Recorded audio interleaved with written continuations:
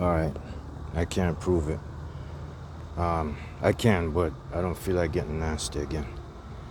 This one came from the front left, the first tank in the front. There's three of them right here. The first air tank, I took this one off. And you already saw that, that's why it's bronze and black, because it's brand new. I bought it today. I bought both of them today. The brand new one is on there already. I just don't feel like going underneath there again, because I'm fixing to go back out on the street. I also forgot one of these that have the cable where it's one of them fittings that have the cable where you pull to release the air out the tank. Yeah, I was supposed to get that, but I forgot. That's also leaking. It's actually 4 air leaks that are knocked out. Actually 3 of them so far. I got a 4th one, and that's the final one right there. It's that thing that has a string sticking out. I forgot, the release valve or whatever you want to call it.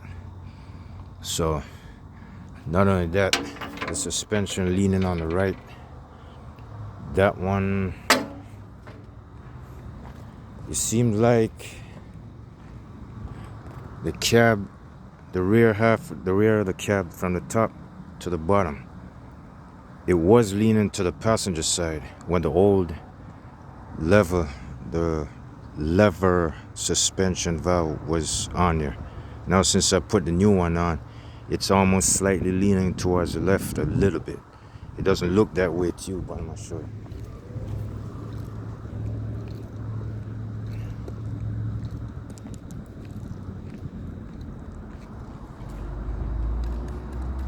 Let me see if I could balance the camera a little bit. It used to be, the top of the truck used to be like that, but now it's a little bit over towards this side. It's not just straight, it's like a tip, it's like a shade over, because the gap space on the left side from the fairing to the body is a slight shade shorter, and the one on the right is a little bit much wider. It's almost, I would say maybe maybe 1.5 inches wider. It used to lean pretty heavy over here. I'm talking about the gap space from here up to here, from between the fairing to the body. It used to be a lot less, but now since I put the lever suspension valve, and over here you see it's short, it's not that wide. Over here used to be much taller. So not only that, it evens out. The thing is, I don't like the way the front suspension is like on the right side, the way it's been. The wheelbase and the fender is like about that close on the passenger side. On the driver's side, the wheelbase and the fender right here, it's a little bit higher.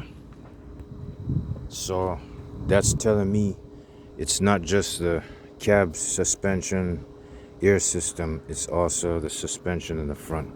It could be a weak spring or something else. But if it ever is a weak spring, it's gonna cost a mighty dollar to put that bastard on. But anyways, I ain't too worried about that right now. I'm fixing to go back over there.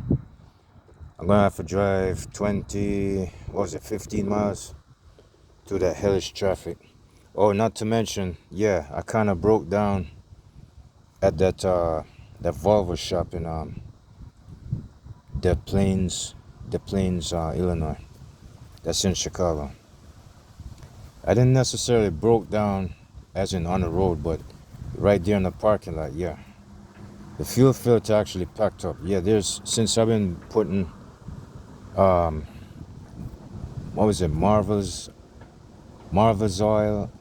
Murphy's oil, the red fluid, the Red Devil, Marvel's oil, and the other 2 fuel treatments. I had about 3 different ones. Yes, it started lifting up that stuff. You see, when the truck moves around and all that sloshing, it picks up the contaminants in. So that means I just wasted the first brand new filter and the second brand new filter. The first 2 brand new filters. I just wasted them. So I had to pay Volvo, not only just to fix the problem. Well, I told them that I couldn't. They said that I need to get the fuel tanks washed out. Yes, cleaned out. Yeah, I said so. I said, how much it costs? It's gonna cost more than probably $1,500. I said I don't have it. So I told them to take a short way out. So they kind of gave me a hard time, but I kind of win the fight a little bit. But I told them I don't have enough money to go that far. Just go ahead and clean the, the bowl part of the fuel separator, the separator bowl, not the top section, the bottom side. I'm gonna show you. Oh, shoot, I gotta open it. Yeah, they cleaned it. Yeah, they cleaned it thoroughly.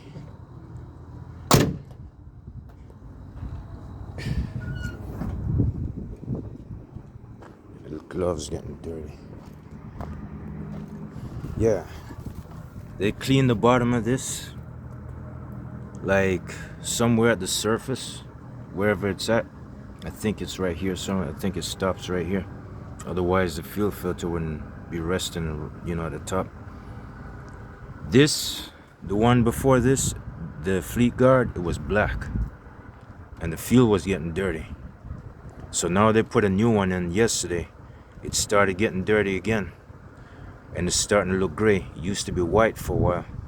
It took me all the way from the Plains to West Chicago, but when I came out early this morning around 3 o'clock, it started sputtering and jumping again.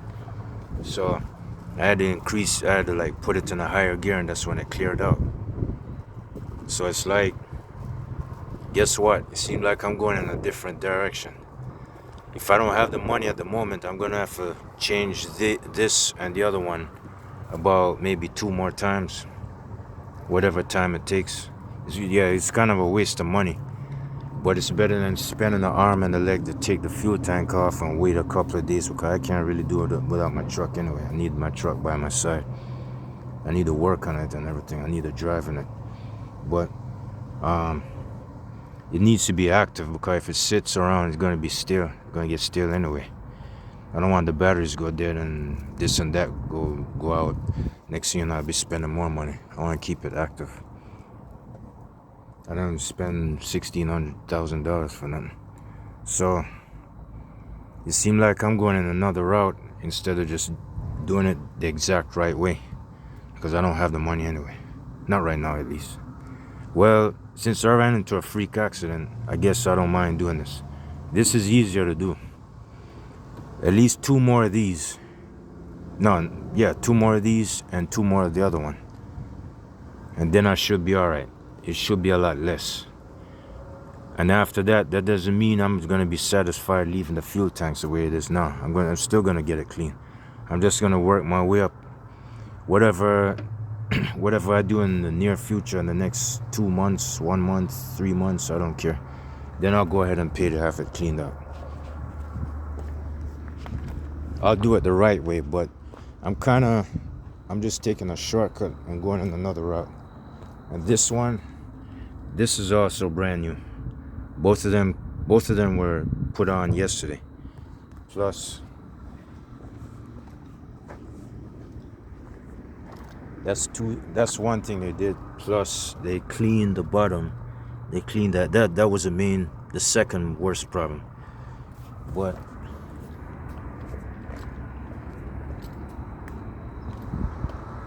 in here and over there, they say they gotta take them off and send them to a shop and clean them. I ain't got time for that. So I'm taking a chance with that.